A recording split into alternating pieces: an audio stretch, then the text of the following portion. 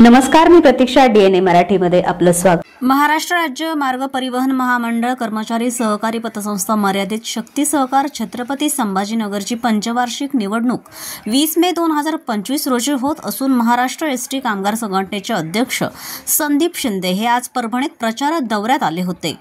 तसेच परभणी आगारास भेट देऊन मतदारांना आवाहन त्यांनी केलंय. मागील 66 वर्षांपासून ही संस्था एसटी कामगार संघटनेच्या अधिपत्याखाली काम करत असून पारदर्शकपणे संस्थेचं काम सुरू असल्याचं मत अध्यक्ष संदीप शिंदे यांनी व्यक्त केलं.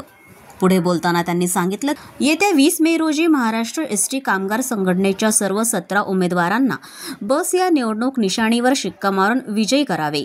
यावेळी गोविंद वैद्य, उमेदवार जयश्री रोकडे, संदीप प्रधान, ज्ञानेश्वर पवार, ज्ञानोबा साबळे, राम तिडके, आकाश मुळे, अगळेदादा यांच्यासह एसटी कर्मचारी उपस्थित होते. आज एसटी कामगार संघटनेच्या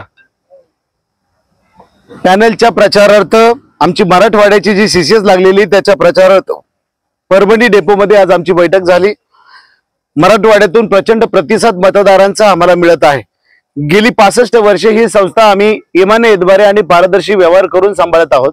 राज्यातल्या बँक वगळता जवळजवळ सगळ्या संस्था मोठ्या विश्वासाने मतदार राजाने राज्यातल्या कामगारांनी आमच्या ताब्यामध्ये दिलेले आहेत आणि म्हणून त्या प्रचारासाठी परभणी जिल्ह्याच्या दौऱ्यावरती मी आलेलो आहे.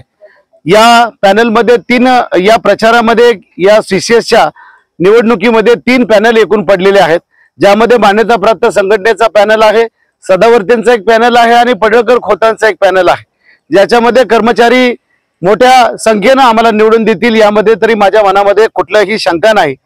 परंतु आज या प्रचाराची रणधुमाळी चालू असताना काल मी सदावर्तींचं भाषण जालन्याचं ऐकलं. ते म्हणत होते की 48 द्या, 7वा वेतन आयोग 48 तास द्या आणि 7वा वेतन आयोग देतो. सदावर्तींच्या संपामध्ये आज लोकांचं 3,30,000 8,80,000 पर्यंत नुकसान झालं. बँक विश्वासाने लोकांनी त्यांच्याकडे दिली. बँकेला 50 लाख रुपयाचा आरबीआयचा दंड आलाय. अ वर्गातून बँक ड वर्गात गेली. कधी तिची पतपेढी होईल? त्या संचालक मंडळाने इतके पैसे खाल्लेत. शाजी पाटील नावाची जी समिती नेमलेली होती त्याच्या 23 प्रकरणामध्ये हे संचालक मंडळ दोषी आढळून आले.